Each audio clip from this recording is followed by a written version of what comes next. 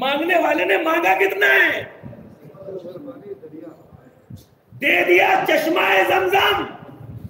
اچھا اگر چشمہ دے بھی دیا تھا 2 سال دے دیتا خدا, 10 سال دے دیتا, 20 سال بہت ہو گئے, 50 سال بہت ہو گئے, 100 سال بہت ہو گئے, اور صرف چشمہ زمزم وہی کے لوگوں کو سیراب نہیں کر رہا بلکہ پورے حج کی جان بن گیا, پورے حج کا تبرک بن گیا. کھجور 1 کلو لا کے دے دیجئے گا, لوگ کہیں گے ارے سرکار یہ تو ہم مارکیٹ سے بھی لے آتے, اگر دینا ہی تھا تو چشمہ زمزم دے دیتے, پانی دے دیتے.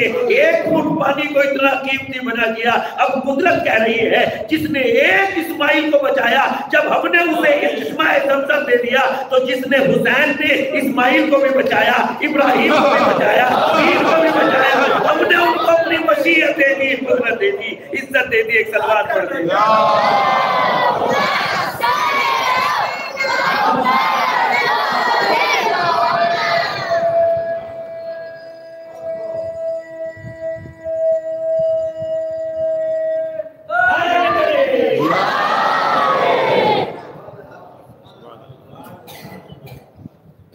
ایک اسماعیل نے, ہاجرہ نے ایک اسماعیل کو بچایا, ملا کیا؟ پورا حج جناب ہاجرہ کے نظر ہو گیا. حج میں ہے ہی کیا سوائے حضرت ہاجرہ کے نقش قدم پر چلنے کا؟ نام ہی تو حج ہے.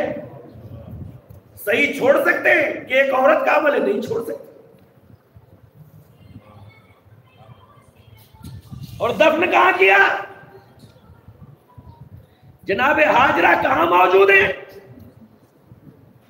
جناب ہاجرہ کی قبر کہاں ہے؟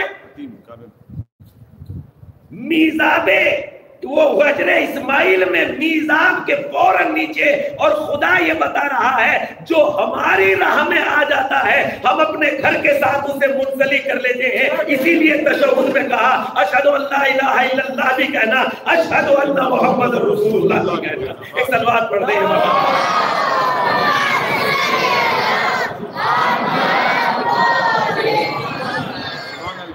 تو کہاں قبر میں کہاں جگہ دی؟ اپنے طواف کے ساتھ. خانہ کعبہ کا طواف نہیں ہے, قبر ہاجرہ کا طواف ہے, قبر اسماعیل کا طواف ہے. اب بتائیے ذرا ایمانداری سے بتائیے, جو ایک اسماعیل کو بچا لیتی ہے اس کو جگہ دیتا ہے خانہ کعبہ میں. ارے جس حسین نے خانہ کعبہ کو بھی بچا لیا ہو, رکن کعبہ کو بھی بچا لیا ہو, ہاجرہ کو بھی بچا لیا ہو, اگر اس کی قبر کی زیارت کرنے جائیں گے تو حج سے زیادہ ثواب کیوں نہیں دے؟ بے شک بے شک بے شک, سبحان اللہ. بہت حسینیہ حسینیہ یزیدیہ, آواز بلندتر نعرہ سلوات.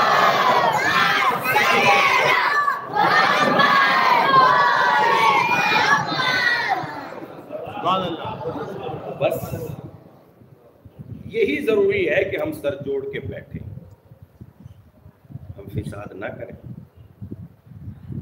ہم اچھے انسان بنے, عزاداری کو اچھے طریقے پہ کریں. دیکھیے پھر کیسی رنگت آتی ہے.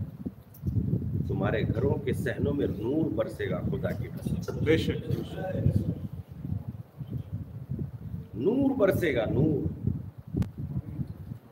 اختلاف سے بے رونقی پیدا ہوتی ہے, محبتوں سے رونقیں پیدا ہوتی ہیں. واہ واہ واہ, سبحان اللہ.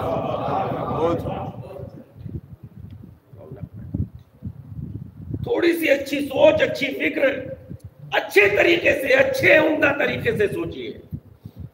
دیکھیے خدا چہروں پہ نور پیدا کر دے گا. نماز سے چہروں پہ نور نہیں پیدا ہوتا, بے رونقی بھی ہو سکتی ہے. اگر اچھی سوچ رکھ کے نماز نہیں پڑھی جائے گی تو بے رونقی ہو جائے گی, اور اچھی سوچ رکھ کے 2 رکعت نماز پڑھ لیجیے, نور پیدا ہو جائے گا. کیا کہنا